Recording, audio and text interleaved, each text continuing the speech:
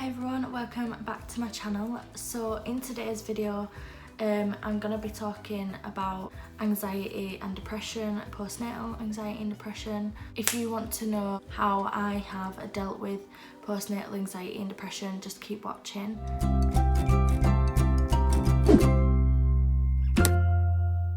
If you don't want to listen to this kind of subject, just turn the video off and don't watch it because it's probably going to get a bit deep. So with postnatal anxiety and depression, not a lot of people actually talk about it. It's a very common thing, but I feel like the reason not many mums talk about it is because of the fact they've just had a baby, so they're meant to feel, you know, all happy and all this love for their baby, but in reality they do feel very depressed and anxious, and it can get very hard at times as well. With my own personal experience with my anxiety, I first got it when I was in the hospital, so obviously with all of the stuff that was going on, then that is when I got my anxiety. If you've not watched my birth story, I will leave the link down below for you to go watch it, but that is when all my anxiety started happening. I was getting very panicky over little things that I would never get panicky over. And about 3 weeks after I had my daughter and I actually returned home, that is when the panic and the anxiety really started to set in for me.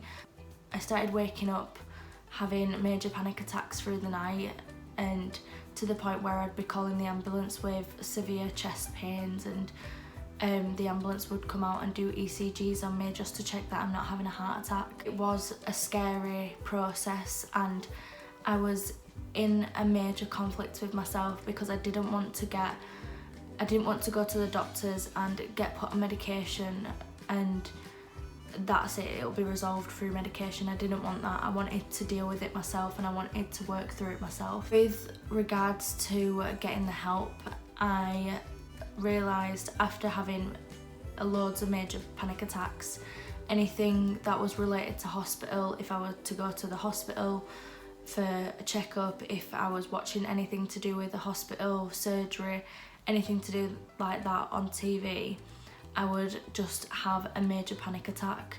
I don't know why, it was just genuinely down to the birth. Set something off in my head where my body was just trying to protect itself, and so it would make me panic because of the experience that I went through. In help, I went to see my GP and they actually said to me, we don't want to put you on medication straight away because a lot of people, they get addicted to it and then they can't come off of it. So I said to him, well, what are the alternatives? So pretty much I got sent away with loads of leaflets on how to cope with anxiety and depression, and I felt like it got brushed under the carpet and I was just left to deal with it myself, which I didn't want to do. I wanted the help. I was having these major panic attacks and I was so scared all the time, and I wanted to enjoy my baby and my family rather than be panicking and worrying and feeling down because I'm panicking.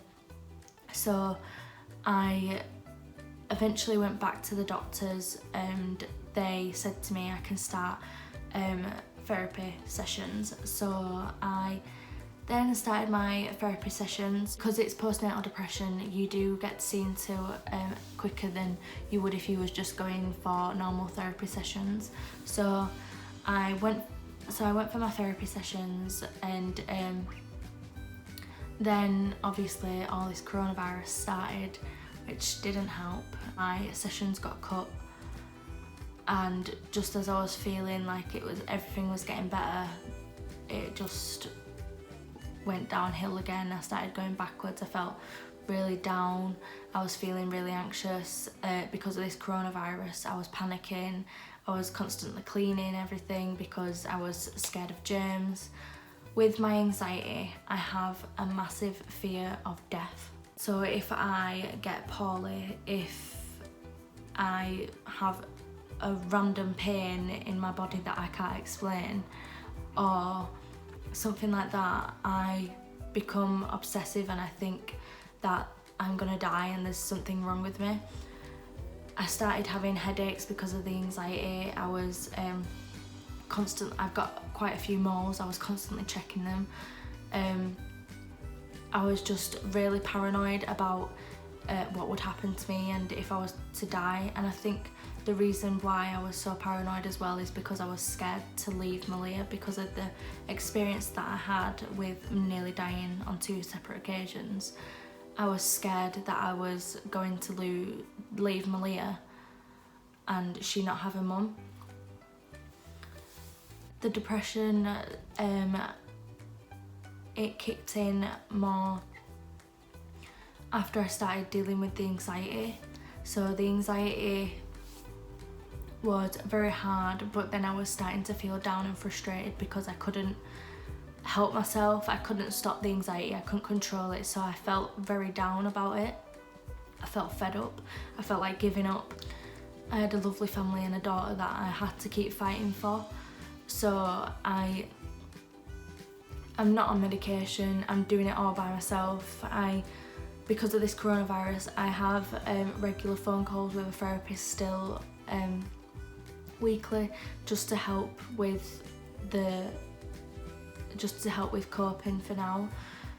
The only thing that I can say helps with my anxiety and depression is doing things to keep me occupied. So I know that this coronavirus is around, so the thing that I do is mostly clean. It's the only thing that distracts me. So doing little things like exercising, my therapist recommended it to me. So with me doing the Chloe Ting 2-week ab workout, that really helped to relieve a lot of anxiety for me. Relaxing, so taking the time for myself as well to relax. Doing these YouTube videos has been a massive distraction for me. It helps me to cope with the anxiety and depression, and I enjoy doing it, so that's where the plus of the YouTube comes in. One of the side effects to my anxiety has been very strange, which I panicked massively about at first. I still have panics about it now. Is a smoke smell. So if you don't know, when you have severe anxiety, your body can start to cause hallucinations or phantoms. So for me, mine is phantom hallucination smoke smells. So I just constantly smell cigarette smoke all the time, and it's awful because I feel like I'm suffocating, I feel like I can't breathe. I don't smoke, no one in my household smokes, so the only thing that I can do to cope with that is use aromatherapies or air fresheners, anything like that. That just helps to ease off the smoke smell, but then it gets worse on a night. So if I go to bed, I could be up every half an hour to an hour just because I can smell this smoke smell and it feels like I'm suffocating. With anxiety as well, you feel like your airways are closing up, so it's hard because you feel like you're suffocating, but in reality you're not, you're fine, there's nothing wrong, it's just all in your head. And this is just one of the things that anxiety causes. If anyone is suffering with postnatal anxiety or depression, please do go get help.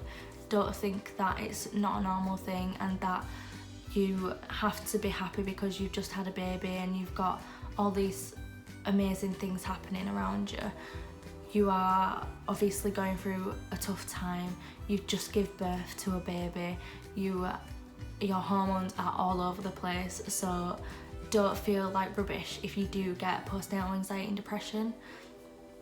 I never thought I'd get it because if anyone knows me, I'm actually a really happy person and I always try to see the positive side of things, and I like to be out there and I like to be strange, and I like to be playful and stuff like that, but I'm not one to be very depressed or anxious, so for me that was completely out of the normal. It does get really hard, and it's such a long journey like my daughter is 7 months old now, and I've had the anxiety since she was around about 3 weeks old. So I'm still in the process of recovering, and I still have major panics and I still get really down, but it does get better comparing now to when I first had the anxiety and the panic attacks. I couldn't cope back then. It was so hard, I don't even know how I managed to get through it, but it does get better. That is the only thing that I can say. Talking to people helps massively. I've talked to not only my therapist, but I talked to Reese as well, and they're the things that help with just letting it off your chest. Sometimes just helps with the process of getting over it and controlling the anxiety and the depression. Times it does get to a stage where obviously nothing can be done, nothing can be helped, so you may need to go on the medication, but just say to yourself, right, I'm gonna go on this medication for 6 months and then I'm gonna wean myself off of it and I'll get better on my own. Sometimes you do need the medication just to get through that small period of time, but once you're through the major of the anxiety and the depression, you will get better. Not many people talk about depression and anxiety and suicide and how people feel about it. A lot of mums or dads get a postnatal anxiety and depression as well. A lot of people don't talk about it because of the reason of having a beautiful baby, but if you just talk to your partners, a mum, a dad, your siblings, anything like that, it can help massively.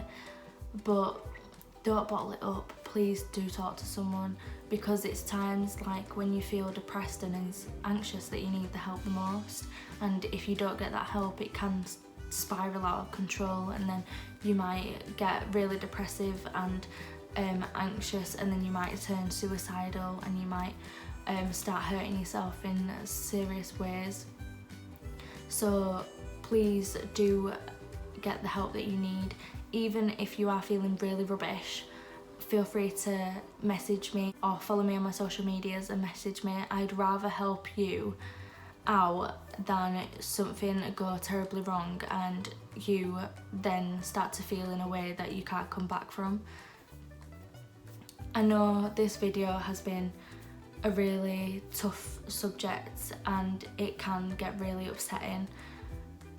If anyone has lost anyone to postnatal depression or anxiety or suicide, anything like that, then I am very sorry that you've had to go through that.